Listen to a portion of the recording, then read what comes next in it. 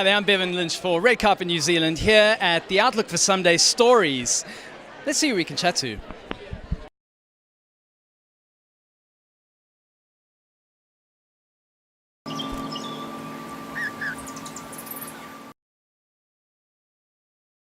Hi there, we're here with Kamako and Julie, who are filmmakers and have made the film Puoro. Now, ladies, congratulations and well done for being funded to make this film. What's it all about? Julie? So Puoro is a documentary, short doco about Jerome Kavanagh, who is a Taonga Puoro artist, contemporary Taonga Puoro artist, working with this kind of ancient Māori art practice. And he kind of shares his stories and shares his practice and healing with the world, with other Indigenous cultures around the world. Sounds incredible. Now, how does it relate to sustainability? Obviously, it's all about the Outlook for Someday, which is about young people, film, and sustainability. So, Kamako, what are your thoughts on that? How it relates to sustainability is it's all about like cultural sustainability. So what we were really exploring in the film was looking at an ancient tradition of Taonga Puoro and how the artist Jerome, how he's looking at this ancient art form in the contemporary world. So it's really to do with culture and also to do with the instruments of the Taonga Puoro based on nature. So what challenges were you met with in making this film? So the challenges that we were met with was trying to tell a Māori story but tell it in a way that was accessible to a wider audience. So a lot of the practice of how I wanted us as a crew to tell the story and make the film, we wanted to make sure that it was held in a way that was a methodology which was practiced with fourth cinema, which is a methodology of Indigenous cinema practice. But it was quite difficult. That was probably one of the biggest ones. And so a great question, I guess, to follow on from that is, what did you learn about yourselves through the process? Yeah, I think just following on with what Kamako said, like fourth cinema is a concept that Barry Barclay came up with around Indigenous filmmaking and what that looks like and how it's different from traditional Western forms of filmmaking. And I guess my kind of practice, because I've been steeped in that or studied through that system, I'm very much entrenched in that kind of way of thinking. So it was a big learning curve to try and break myself away from that, to kind of decolonize my mind a little bit, to shift towards an Indigenous way of filmmaking. Yeah. Excellent. And a major highlight, like what was the big thing for you? Probably a major highlight was working with a diverse group of people.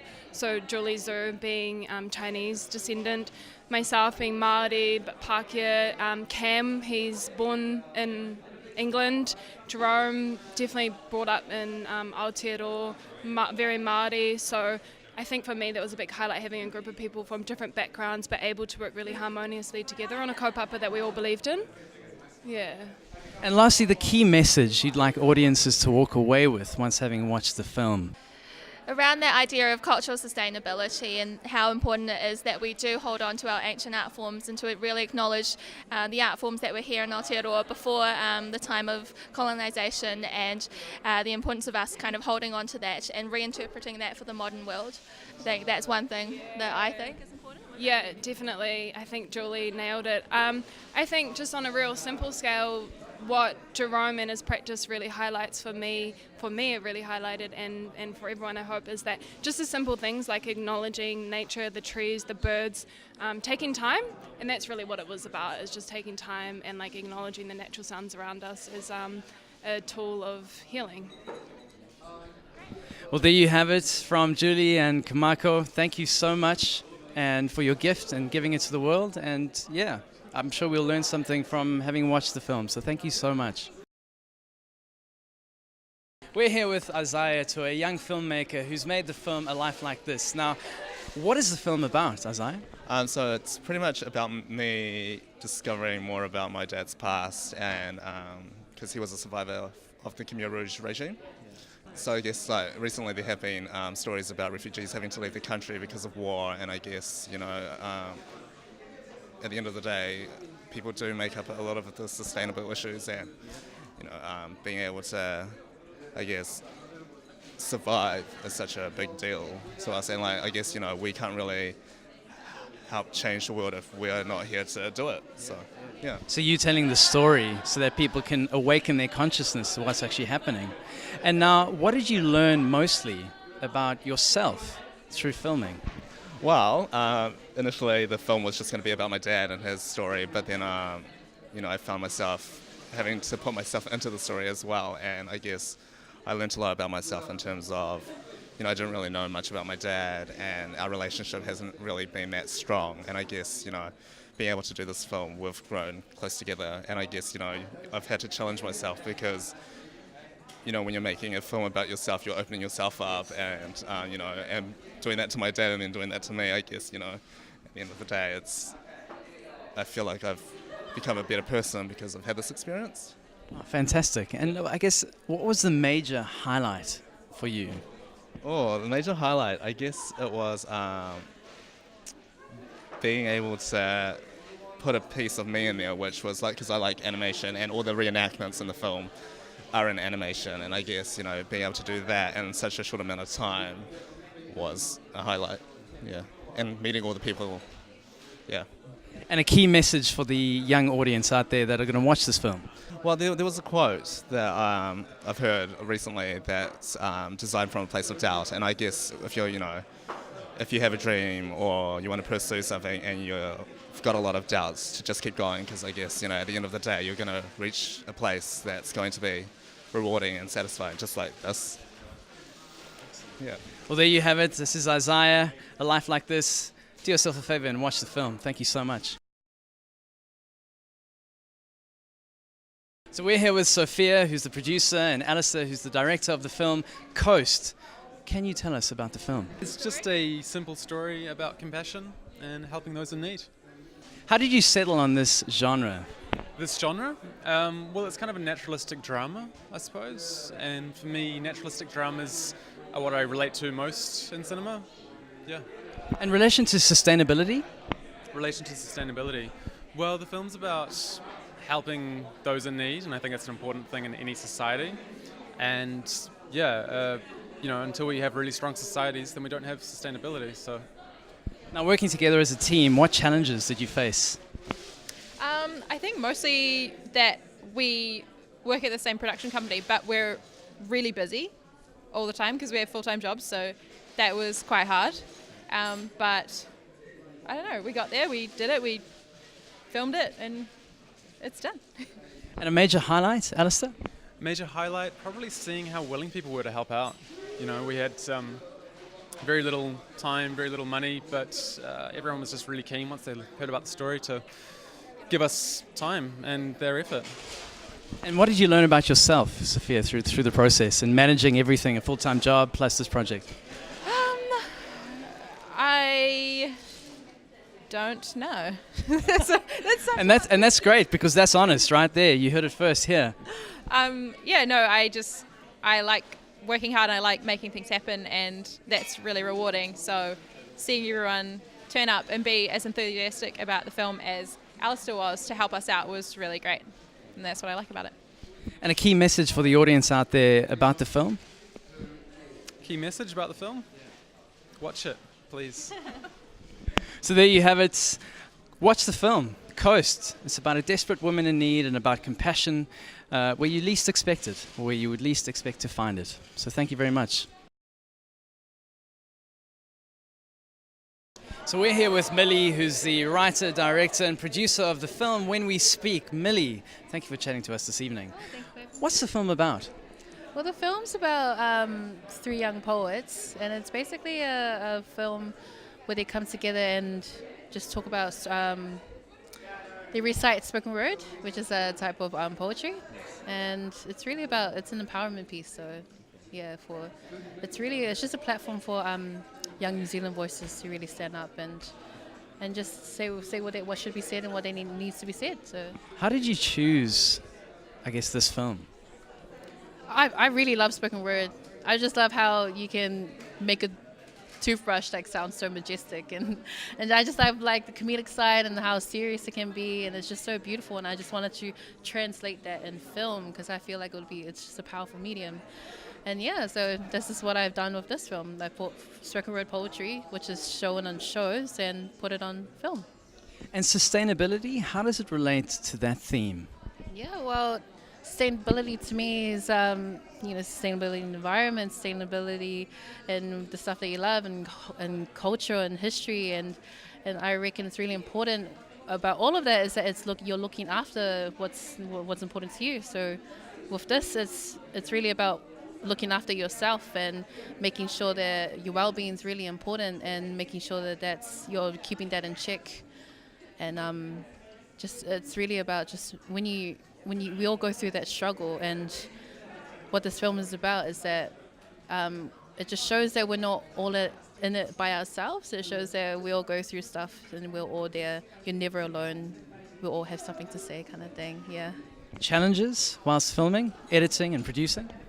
Challenges. Oh, just keeping it all into check, like taking the producer's hat off and then put a director's hat on, and then all the lingo, like rendering something different and all that jazz. And I was just like, oh, yay! Major highlights. Major highlight. Production. Yes, it was production. It was just learning through all the experienced crew members that I had. I was lucky enough to have on my team. And they've had like 20 plus years on them, and I was just lucky enough to have them with me. And it was just She loves you guys, by the way. She loves you. dude, thank you. You made my like little dream come true. And they were so tolerant. Like, even though you would think that because they're so experienced that they would be like, okay, you should do this because I'm above you, kind of thing. But they were just like, they really want to push you up. That's what I love about this industry. They just want to see you succeed. Yeah, so I love it. Yeah, that's why I love film. And for the audiences out there, what's the key message you'd like them to walk away with once having watched your film? For this film, by the end of it, I just want you to think of the message, the struggle that you've went through in your life, and to know that you're not alone, because even though it feels like you're isolated and that you'll feel abandoned, and no matter whatever struggle you're going through, you're not alone in it. And it's always important to just talk about it. And then that's what this thing is about. Just talk about it. And yeah, just talk about it. There you go. When we speak, just talk about it. Millie, director, producer, editor, thank you so much, and we wish you only the best. Thank you. So we're here with Ellen and Hannah, director and producer of the film Fragmentary. So tell us, what's the film about? So it is about a girl rediscovering her city after the 2011 or 2010 Christchurch earthquakes. Yeah, so it's sort of a journey of like rediscovery, self-discovery, just an awesome exploration adventure. And so how does the film relate to sustainability? I think it relates to sustainability because it's about like rebuilding, and that's a lot about what's going on in Christchurch at the moment. Is people are having to rebuild after these earthquakes, but something that's not really talked about is like the teenagers and how they're rebuilding. So I think it's sort of like a social sustainability, like looking to the future, that sort of stuff. Yeah. And what were some of the major challenges that you faced whilst filming? Well, I was remote. I was actually Auckland based while the whole crew... So that's a challenge? Yeah, that was a challenge, yeah. That was probably the biggest thing for me. Surprisingly, locations were all good to get, even though some of them were a bit dodgy, but yeah. We can edit that out, right? Yeah, that was the biggest that was the biggest challenge for me, I think, and for all of us, I would say, yeah. Just being apart from the crew, yeah. And through the subject matter of capturing it on film, what did you learn about yourself?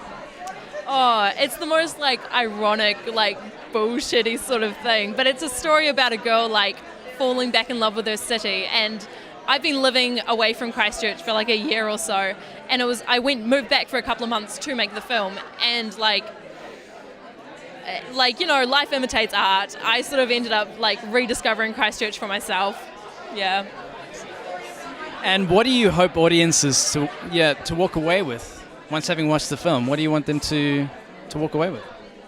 I'm just hoping for people to sort of listen to the teenagers in Christchurch, because we're there and they are really like the heart of the city, even though it's so much focused on people like adults rebuilding houses, but we don't have those same problems. And I kind of want people to listen to those a bit more. Yeah. Wow, I think we're just going to leave it there. Fragmentary. Thank you, Ellen. Thank you, Hannah. And we wish you only the best. Fantastic. Well done. We're here with Stella, filmmaker for the Drop Down Globe. Thank you for chatting to us this evening. Tell us about the film. Well, what would you like to know? Plot? Everything. Everything. Okay. Well, it's kind of a reactionary tale to traditional all-male casting of Shakespeare, which is, we've had 400 years of it, so I don't really find it interesting anymore. So this is Shakespeare. Fair enough. Yeah, remixed, remastered. What were some of the biggest challenges for you in remaking, I guess, this epic classic? Well, I actually think the biggest challenge is I have a lot of respect for Shakespeare and his words, but at the same time, I also wanted the freedom to be able to change them to suit. Obviously, our story's in the modern day, and it's quite a layered narrative. So to be able to have the bolshiness of like chopping up and changing Shakespeare's words, that was a challenge, yeah. Would it not be just reinterpreting his words instead of changing them? Oh no, we certainly changed them. We hacked them to pieces. And what did you learn about yourself through the process, Stella? I certainly learnt that I enjoy working with a writer, be it dead or not. And I also certainly learnt that I really love big ensemble casting in films. Yeah, it's something I really want to chase. Is that a big highlight for you, having done this film? Oh yeah. I feel like a really strong highlight for me was having the support of Connected Media involved and connecting me with Catherine Fitzgerald, who was my mentor. She's a film producer, and it's just been... New Zealand Order of Merit. She's got New Zealand Order of Merit for contributions to industry, I think, Catherine. Yeah, so heavy hitter as a mentor for you. That's fantastic. What did she teach you? I think Catherine is exceptionally good at inspiring filmmakers to reimagine and continue to remember their vision. And so I really thank her for that. And lastly, key message for the audience out there about the film. Key message? Well, one of the reasons we called it a drop down is that like a drop down in a digital world is like an offering, right, or a menu that you can choose things from. So I guess at the same time, a drop down, I guess in the feminine sense, is like a slut drop. So it's a way to say like, look at me, but I'm looking back at you. Yeah. So there you go, double meaning, ambiguity exists. Thank you so much, Stella, and all the very best for the film. Yeah, wonderful. Thank you for chatting.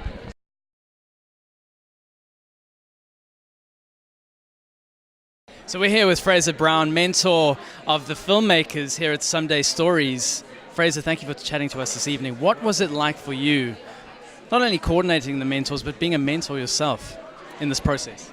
It was great. Look, I've been a supporter of of the outlook for Someday for a long time, and I just love working with younger talent. It's they're fresh, they're kind of optimistic and ambitious, and it's just refreshing, to be honest, working around that energy, that anything's possible energy, and I have to try and avoid the temptation to tell them how hard it is and how they should be doing it. You're jaded about it. Get a real job. No, I avoided saying that, I think. I don't think I ever said that once. So it's just, it's really inspiring. I love working with young talent. And what did you learn about yourself, being around all these young people in this process? That I'm old and jaded. That I'm cynical and no, but I mean, that's the truth of it. It's that you get bogged down in the reality of the business, and a lot of it is business as a producer. It's easy to lose sight of the creative, and it's nice to kind of work with filmmakers who that's really their focus. That's all they think about, and that's all they should be thinking about. So it's refreshing, and it's a nice little reminder to not lose sight of why we tell stories. And looking at the various films and the subject matter that they cover, what are your thoughts about that? Again, I think it's so refreshing. These are stories made by a generation that I realise that I struggle to relate to, but I realise how different it is growing up, being a teenager or being a young adult now than it was. I'm only 43, right? So I'm not that old, but it's spring chicken. But there's such a big difference, and it's like what I really like is that they're responding to the world around them in such an interesting way. They're kind of the voices are true and real and fresh, and kind of they're just responding to the world in a really honest way.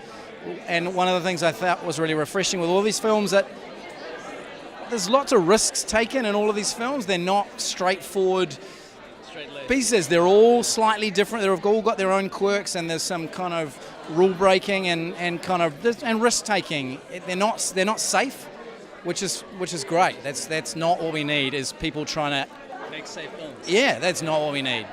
You know, we need fresh voices, and this is a good example of some fresh voices. So it's encouraging. And any last words to the viewers out there about this whole platform and about the films? I just think as I say, I'm a big fan of the outlook for Someday. I think filmmaking, youth filmmaking and sustainability are three things that we have to champion in this day and age more than ever, in a world of Trump and a world of climate denial and a rich poor gap. We have to champion young people, sustainability and storytelling. Well, there you have it from Fraser Brown. Thank you so much, and all the best.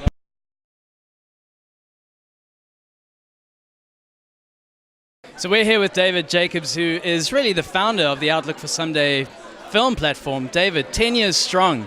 How do you feel standing here today? I feel a mixture of proud and a bit exhausted. And the films are, they really do look good. And, young people are, emerging young filmmakers from 20 to 29, and they have picked up the opportunity, used the funding that they've got as best they can, and it all shows on the screen with some great stories. It's quite significant that 4 of the 6 films are directed by young women filmmakers. 5 of the producers are young women filmmakers of the 6 films. Now that, for me, says something about this industry, and it's just really nice to see that this is what's happening. It's the future. Yeah, it is. Yeah. This project would not happen without the support of New Zealand On Air, who are the major funder, and the Film Commission, who funded the whole mentorship scheme, the professional development around the filmmaking, and also the Body Shop, who supported the project significantly as a funding partner as well. And then the whole thing wouldn't have happened if the screen partners hadn't. New Zealand On Air wouldn't have funded it if the screen partners hadn't come on board, and that's Maori Television with Maori Television On Demand, because all the films are going online. But also that's where young people are watching film today anyway. No longer do we sit around like in the 1950s around a television box set. That's right. So the films are going where young people are watching. Public media plays a really significant role in the media landscape. So the fact that we're teaming up, with both Maori Television and with the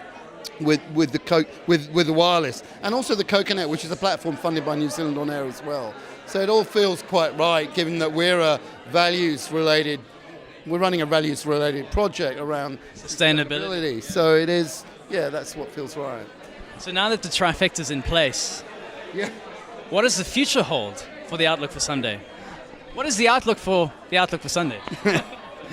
Well, that's a bit of blue sky gazing, but certainly what we want to do is we want to do another series of Someday stories. We've got a funding application in now, and so we've got this principle of inclusion that we're seeking in terms of our direction, and the workshops are the first place to really try and grow that principle here. We want people to be able to get onto the path at any point, and we don't want to be exclusive, we want to be open. Well, David, thank you so much. An exuberant David telling us about the Outlook for Someday. Thank you so much. And you better get out there and watch some films. Cool. Let's go see it.